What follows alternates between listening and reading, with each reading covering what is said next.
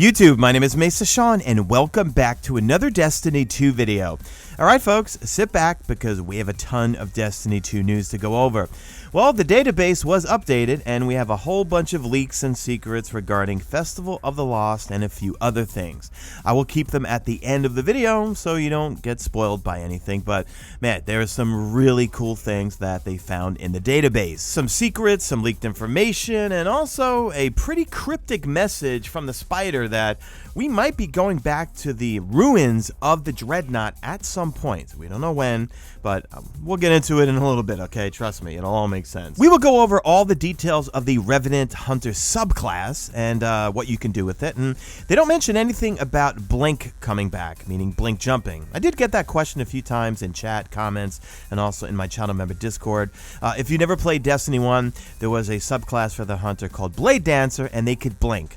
Blink is what the Warlocks have on Voidwalker, and I think according to the lore, the Warlocks were the ones who taught Hunters how to blink. So I still think it's coming back because in one of the teasers last week, they said something to the effect of as a Hunter blinks past you. If you enjoyed this video, a like rating is very much appreciated. Subscribe if you're not a subscriber, and if you really want to help the channel out, become a channel member and join an awesome Destiny 2 Mesa Army community over on Discord and also the Mesa Army clan. And a big thank you to all the new channel members who joined when I did my live stream yesterday on Tuesday when we got the Traveler's Chosen Exotic. I stream every single Tuesday on YouTube at about 12:30 p.m. Eastern. Alright, let's get into the video. Here's the quick teaser that Bungie released today for the Hunter Revenant. Bring the Storm. Revenants are a worthy ally in any battle. Summon the Storm, use it for cover, lure enemies inside, then unleash devastation. So first we have Silence and Squall. Channeling stasis shards towards them, Revenants form Kama Blades and use them to unleash a lethal two-pronged attack. Then we have Withering Blade. The Revenant throws razor-sharp stasis shurikens into the fray that ricochet off multiple enemies and surfaces, slowing and damaging them in the process. Then we have Deadly Edge and Stasis Storm. So for Deadly Edge, upon impact, the first blade will shatter and send out a wave of stasis energy that freezes any enemies in the surrounding areas. Then we have Stasis Storm. The second blade hits and creates a violent stasis storm that hones in on nearby enemies, slowing, damaging, and eventually freezing them. In the reveal, Bungie stated that they basically wanted to make a ninja archetype for this subclass, and they continue with here. Early on, we knew that the Hunter would embody the idea of slowing the battle around them with their stasis powers. That starts with Withering Blade, the Hunter's Revenant melee attack. The player throws a deadly stasis shuriken into the fight. Am I pronouncing that right? Probably not. It ricochets off surfaces and enemies, slowing and damaging them along the way. Land 2 shurikens on the same target, and that enemy will be instantly frozen, so you gotta hit him 2 times. That's gonna be fun in PvP, I'm assuming. Moving along here, when fully charged with ability energy, the Hunter Revenant can unleash their deadly super, Silence and Squall, named after the pair of Kama Blades that the Hunter summons. This super involves a 2-pronged attack, with each Kama Blade having a different function. The first blade, when thrown, immediately detonates on impact, freezing enemies in a radius from the center of the blast. The Hurl Squall, the second blade, will embed itself in a surface or an enemy and then detonate, creating a stasis storm that will track nearby enemies, slowing and damaging them if it makes contact. Now here's what the UI is going to look like, and I believe Luke Smith said they're testing it out with Stasis, and perhaps if it works out, maybe we'll get it with the other subclasses, Void, Solar, and Arc. You can see on the left-hand side, you see all of your stats down at the bottom, your intellect, discipline, strength, mobility, resilience, recovery, things like that. Then you see your abilities. You've got your dodge, you've got your jump, you've got your melee, you've got your grenade. So you can see the little dots there for the different jumps. You could switch between dodges and also the different grenades. Then we have aspects and fragments. Now, fragments are class agnostic and aspects are going to be class specific, which means aspects for the Hunter Stasis subclass, you need to get them and you can only use them on your Hunter. The fragments, well, you can get them and then use them on your Hunter, your Warlock, or your Titan.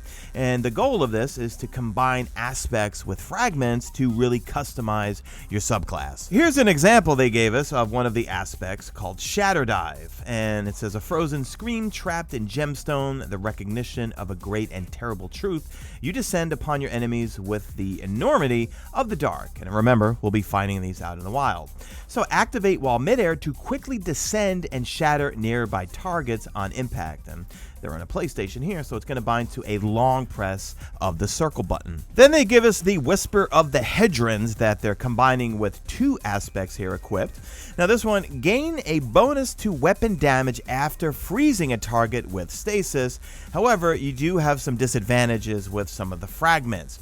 This one will take a -10 to your strength if you equip this. Let's talk some grenades. We've got the Glacier Grenade, the Cold Snap Grenade, and the Duskfield Grenade. So for the Glacier Grenade, upon contact with the ground, a wall of stasis crystals instantly bursts from the earth, and nearby enemies are frozen inside a stasis crystal. Those grenades have multiple uses, from encasing enemies to creating cover. When destroyed, the crystals will create an AoE burst damage to nearby enemies. Then we have the Cold Snap Grenade. Upon impact with the ground or an enemy, this grenade unleashes a wave of stasis energy that races along the ground in the direction of the closest nearby enemy, freezing them, then searching out the next nearby foe. You could freeze up to 3 enemies with a single Cold Snap Grenade. Then lastly, we have the Duskfield Grenade. Duskfield grenades create a powerful stasis fields that suck enemies into them when forming. Once an enemy is caught inside, they will be slowed and, if unable to make it out in time, frozen in place. So these could be pretty powerful in terms of creating walls and also some platforms to jump on. And they continue to say the ability to create new geometry with stasis is also an exciting new addition. You know they're going to have things that we're going to need to throw down some things to climb up on, to get up high, to find something or scan something. But they continue to say, with a well-timed Glacier Grenade, you can now create stasis crystal formations that can perform double duty as platforms. Players are going to use this new power, be it in its form of a grenade or a super, to gain easier access to tough-to-reach areas, create new lines of sight, and even do things that we could never predict. The Traveler's Chosen Exotic Quest is out right now. Just go see Zavala, and the quest is really straightforward. No really need for a guide, guys. It'll just gradually take you to all the destinations that are going away. You complete objectives, and then eventually you see Zavala, and he gives it to you. So the main perk is, well, you are getting kills with this weapon and you're gathering light. You see that on the side of your screen. Then when you do a hard reload, which I'm going to do here in a second, you will see me get all of my class ability right there. All of my class ability and my grenade ability back. Now, if I hold on to those stacks of light and I'm not actually consuming them, I get enhanced reload, handling, and also target acquisition. But this weapon is really just an ability generator. I love it. I think it's so much fun. Again, Bungie knocked it out of the park, I think, with something really unique. And there I just did the hard reload. I got my grenade. I got my melee. I just threw them down on the ground because I want to show you guys how, as I get kills, I'm going to get those stacks of gathering light.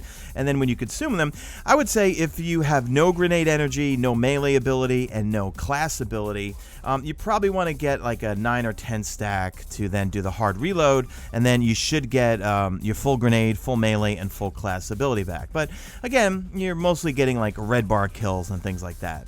It'd be interesting to see how this thing will pan out in like the end game activity type stuff, but I could say from a fun perspective, it's a lot of fun, and especially this season with having Oppressive Darkness, well, I'm running a Void subclass, and I like Oppressive Darkness Void Grenades, so I'm using it to constantly give myself my grenade energy back. And we'll see I'm at stack 3 there, so you get the point. You want to get enough kills to get about 8 or 9 stacks, and then while you're gathering those stacks, you're getting your reload speed, you're getting your handling, you're getting your target acquisition, and then when you consume it by doing the hard reload, you get all of your abilities back. Channel member Link of the Time Gaming in our channel member Discord pointed out that at the 1 minute mark in the Xbox Series S trailer, there's like a real snippet, like maybe 2-second clip of Beyond Light.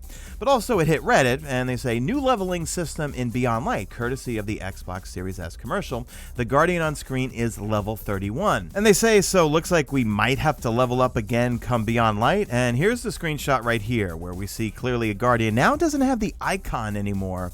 Now it has, well, a level number. So it will be interesting to see what's going on with the leveling system, if it's going to be different or new when Season 12 and Beyond Light comes out. Now time to get into some secrets found over from our Resident resident data miner Ginzer, I will link him in the description, he found a number of these really cool promo images. There will be a new set of armor, or ornaments I should say, and then also there's a broomstick sparrow that has a little cat and it looks icy. We've got some ghost shells, and we have a whole bunch of new masks. Now, good old light.gg, that website that we all use to look for things. Also, if you follow them, they tweeted out a whole bunch of different images of things coming to Eververse and to, well, Festival of the Lost. And the two things that stand out the most for myself are the mummy ship and also the Tomb Rider, which is like a mummy sparrow. I think they look both awesome, and if they're for sale at Eververse, I will definitely buy them. But good old JP Deathblade, who runs todayindestiny.com, he more than likely will track all this stuff and see what will come up for Bright Dust, so this way you can spend your silver accordingly or your Bright Dust accordingly. Now, Light.gg also tweeted out that the horror story also has its power cap and perks modified, and the Braytech Werewolf had its power cap increased from 1060 to 1360 and will sunset in Season 15. It also has the last two columns of its perks modified, so I will link everything in the description if you want to take a closer look. Now, here's where we get into some crazy stuff here from JP Deathblade. He data mines usually the Eververse stuff, but found some really interesting things in the database. And let's put this together because we're going to go down the rabbit hole here. So, he says this: the Haunted Forest is getting the EAZ treatment with encrypted caches that can be opened with cipher decoders. They drop Horror Story, Braytech Werewolf, and all previous year's masks, including Aldrin, for those who missed out on the Triumph. Pretty neato. There's a new tab in the Collections flare, Miscellaneous Collectibles. It houses an Ascendant lens that we get from the Spider for being his accomplice. It lets us see into the Ascendant plane. Then check this out. There's some reward text here. I had complete faith in you, Spider says, and greedy anticipation. It looks like you've recovered everything the House of Kings salvaged before met with an ultimate fate. Spider leans back, satisfied with your efforts. Then, JP Deathblade says, House of Kings are the group of fallen that allied with Aldrin during Forsaken. Anyways, that is step one of the quest. We need to talk to the Spider. But then there's something else. This accomplice quest description here says, why was the House of Kings researching hive magic in the ruins of Oryx's Dreadnaught? Question mark. Why would the Vex try and steal it? Question mark. Why am I saying question mark? You know it's a question. And what value does any of this have to the Spider? Says your ghost. And then JP Deathblade just says, are we going to the Dreadnaught? So this is in the game. This is in the database. He found it. I will link it in the description. So could this be a tease that we might be going back to the Dreadnaught at some point? It could come back out of the Destiny content vault. Remember, Bungie said the content vault is there for a reason. They can put things in there. They can take things out. It would not surprise me if they pull it out for some reason, maybe during the Witch Queen in 2021. But let me know in the comments section. Am I reaching here? Is JP Deathblade reaching here? I don't know. It's pretty interesting nonetheless. That's it, guys. Leave me a good old hashtag made it to the end. Also, if you're looking to save some money on some games, head on over to g2a.com, and I have an affiliate link in the description. Just find the game that you're looking for. Make sure you check the seller. Make sure they're not a scamster or anything like that, and you can get some games at some really good prices. All right, guys, drop a like in this video only if you see fit. Follow me on Twitter at Mesa Sean. Check out my stream. Usually know it's on YouTube, and that's it. I am out of here like Vladimir.